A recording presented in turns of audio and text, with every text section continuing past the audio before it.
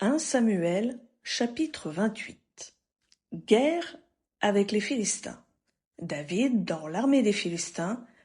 Saül consultant une magicienne à En-Dor.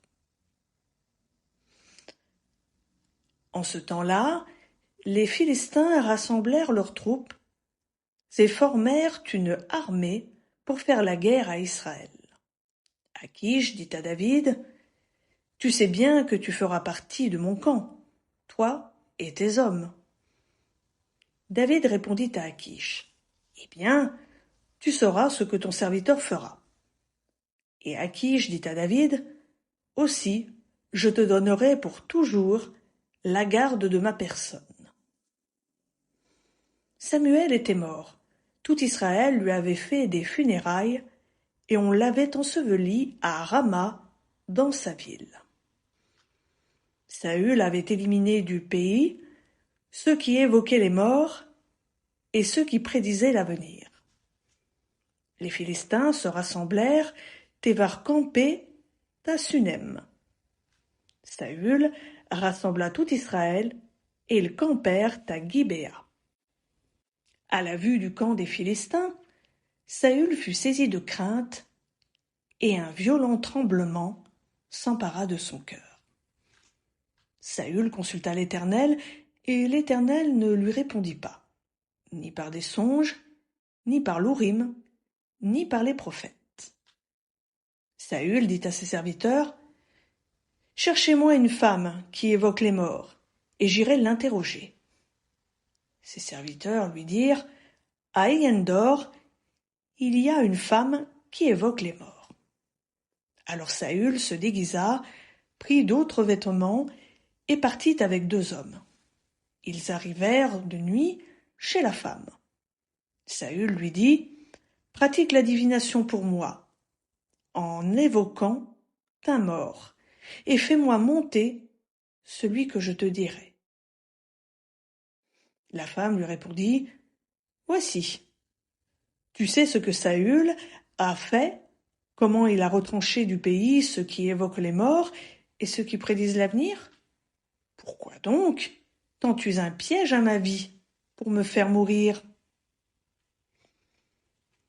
Saül lui fit un serment par l'Éternel en disant: « L'Éternel est vivant.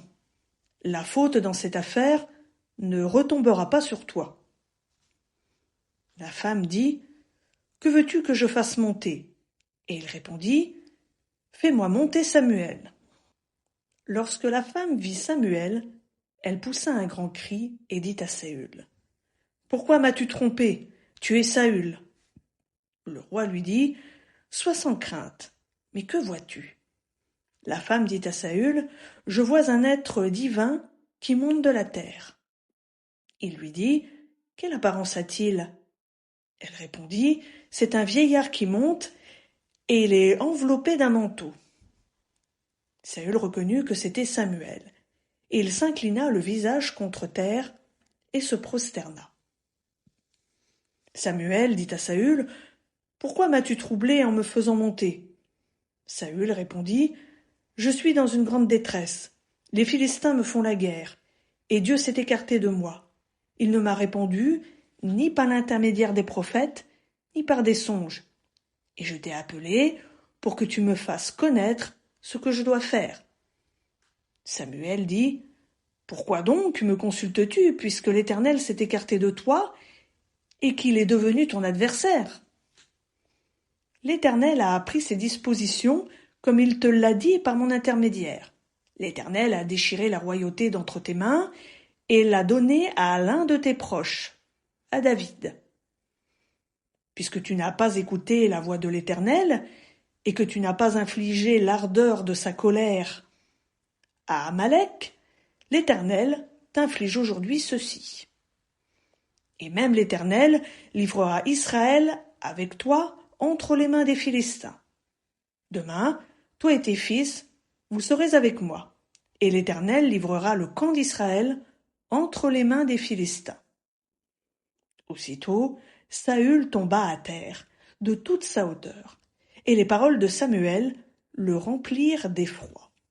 De plus, il manquait de force, car il n'avait pris aucune nourriture de tout le jour et de toute la nuit. La femme vint auprès de Saül, et, le voyant tout épouvanté, elle lui dit: « Voici que ta servante a écouté ta voix. J'ai exposé ma vie en écoutant les paroles que tu m'as dites. Écoute maintenant, toi aussi, la voix de ta servante, et laisse-moi te servir un morceau de pain, afin que tu manges pour avoir la force de te mettre en route. » Mais il refusa et dit: « Je ne mangerai pas. » Ses serviteurs et la femme aussi insistèrent auprès de lui, et il écouta leur voix. Il se leva de terre et s'assit sur le lit. La femme avait chez elle un veau gras qu'elle se hâta de sacrifier. Elle prit de la farine, la pétrit et en cuisit des pains sans levain. Elle les mit devant Saül et devant ses serviteurs. Et ils mangèrent. Puis ils se levèrent et partirent la nuit même.